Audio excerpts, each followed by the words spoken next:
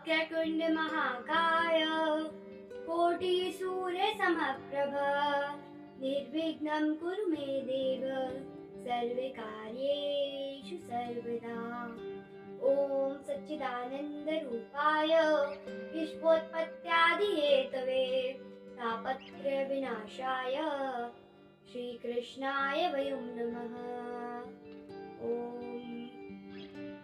गुरुर्ब्रह्मा गुरुर्विष्णु गुरुर्देवो महेश्वरः गुरुर्साक्षात् परं ब्रह्म तस्मै श्री गुरुवे नमः। कृष्ण प्रेममयी राधा राधा प्रेममयो हरिः जीवनेन्धने नित्यं राधा कृष्ण गतिर्मम।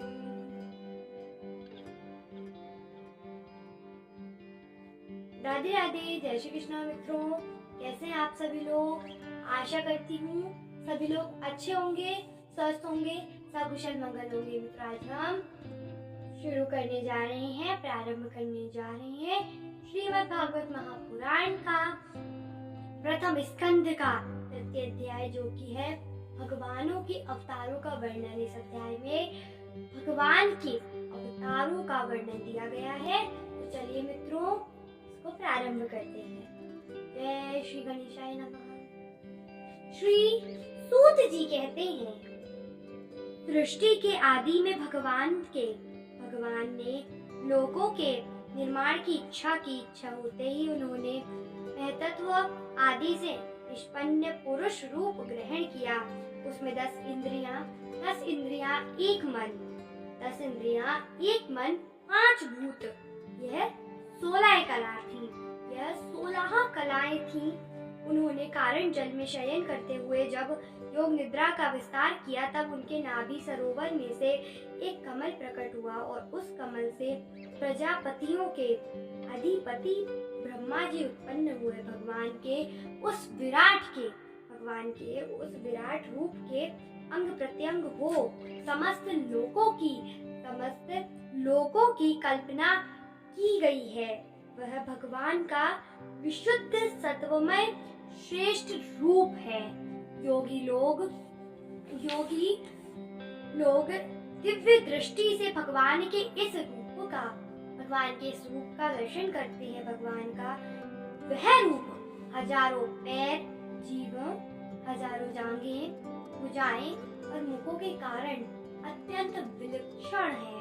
उसमें स्त्रियों सिर, हजारों कान, हजारों आँखें और हजारों नासिकाएं हैं। हजारों मुकुट, वस्त्र और कुंडल आदि आभूषणों से वह उल्लसित रहता है। भगवान का यही पुरुष रूप, जिसे नारायण कहते हैं, अनेक अवतारों का अक्षय कोश है। इसी से सारे अवतार प्रकट हुए हैं। इस रूप के छोटे से छोटे अंश से देवता, पशु, पक्षी और मनुष्यादि मुनियों की सृष्टि होती है। उन्हीं प्रभु ने पहले कौसागर में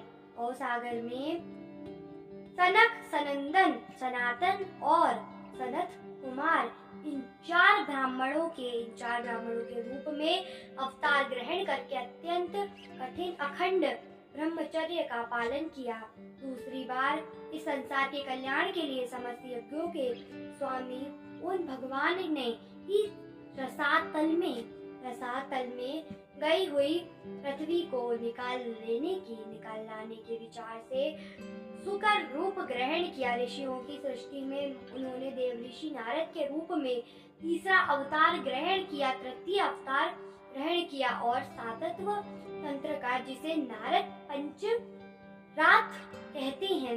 पंचरात्र कहते हैं, उपदेश किया, जिसमें कर्मों के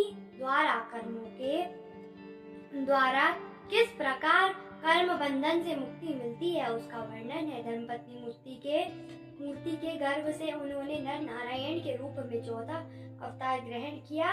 इस अवतार में उन्होंने ऋषि बनकर मन और इंद्रियों का स्वर्था संयम करके बड़ी कठिन तपस्या की। 5वें अवतार में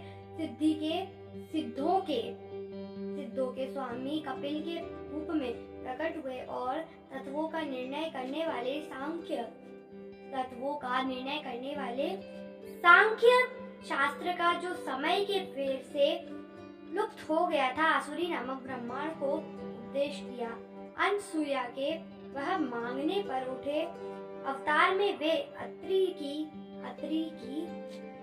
संतान दत्तात्रेय हुए। इस अवतार में उन्होंने अलर्क एवं प्रहलाद आदि को ब्रह्म ज्ञान का उपदेश किया। 7वीं बार रुचि प्रजापति आकृति नामक पत्नी से यज्ञ के रूप में उन्होंने अवतार ग्रहण किया और अपने पुत्र याम आदि देवताओं के साथ स्वयंभूव मनवंतर की रक्षा की। राजा नाभि की पत्नी मेरु देवी के गर्भ से ऋषि देव के रूप में भगवान ने 8वां अवतार ग्रहण किया। इस रूप में उन्होंने परमहंसों का वह मार्ग जो सभी आश्रमियों के लिए वंदनीय है दिखाया। वर्षों की ऋषियों की प्रार्थना से 9वीं बार वे राजा क्रतु के रूप में अवतरण हुए। शौनक आदि ऋषियों इस अवतार में उन्होंने पृथ्वी से समस्त औषधियों का दोहन किया था। इससे वह अवतार सबके लिए बड़ा ही कल्याणकारी हुआ। चाक्षुष मनवंतरण के अंत में जब सारी त्रिलोक समुद्र में डूब रही थी, तब उन्होंने मत्स्य के रूप में 10वां अवतार ग्रहण किया और पृथ्वी रूप नौका पार बैठकर अगले मनवंतर के अधिपति वैवस्वत मनु की रक्षा की। जिस समय देवता और दैत्य समुद्र मंथन कर रहे थे, उस समय 11वां अवतार धारण करके गच्छ रूप से भगवान ने मंद्रालच को अपनी पीठ पर धारण किया। 12वीं बार जिस समय देवता और दैत्य समुद्र मंथन कर रहे थे, उस समय 11वां अवतार धारण करके गच्छ रूप से भगवान ने मंद्रालच को अपनी पीठ पर धारण किया। 12वीं बार धन्वंतरी के रूप में अमृत लेकर समुद्र से प्रकट हुए और 13वीं बार मोहिनी रूप धारण करके दैत्यों को मोहित करते हुए देवताओं को अमृत पिलाया। 14वीं अवतार में उन्होंने नरसिंह रूप धारण किया और अत्यंत बलवान दैत्यराज हिरण्यकशिपु की छाती अपने नखों से अनायास से इस प्रकार फाड़ डाली जैसे चटाई बनाने वाला सीख को चीर डालता है। 15वीं बार वामन का रूप धारण करके भगवान दैत्यराज बलि के यज्ञ में गए। वे चाहते तो थे त्रिलोकी का राज्य, परंतु मांगी उन्होंने केवल 3 पग पृथ्वी। 16वें परशुराम अवतार में जब उन्होंने देखा कि राजा लोग ब्राह्मणों के द्रोही हो गए हैं, ब्राह्मणों का अपमान करने लगे हैं, क्रोधित होकर उन्होंने पृथ्वी को 21 बार क्षत्रियों से शून्य कर दिया। इसके बाद 17वें अवतार में सत्यवती के गर्भ से पराशर जी के द्वारा वे व्यास के रूप में अवतरण हुए। उस समय लोगों की समझ और धारणा शक्ति कम देखकर आपने वेदरूप वृक्ष की कई शाखाएं बना दी। 18वीं बार देवताओं का कार्य संपन्न करने की इच्छा से उन्होंने राजा के रूप में रामावतार ग्रहण किया और सेतु बंधन, रावण वध आदि वीरतापूर्ण बहुत सी लीलाएं 19वें और 20वें अवतारों में उन्होंने यदुवंशी में बलराम और श्री कृष्ण के नाम से प्रकट होकर पृथ्वी का भार उतारा। उसके बाद कलयुग आ जाने पर मगध देश बिहार में देवताओं के द्वेषी दैत्यों को मोहित करने के लिए अजन के पुत्र रूप में आपका बुद्धावतार होगा। इसके भी बहुत पीछे जब कलयुग का अंत समीप होगा और राजा लोग प्रायः लुटेरे हो जाएंगे, तब जगत के रक्षक भगवान विष्णु यश नामक ब्रह्मांड के कर कल्कि रूप में अवतरण होंगे। शौनक आदि ऋषियों जैसे अगाध सरोवर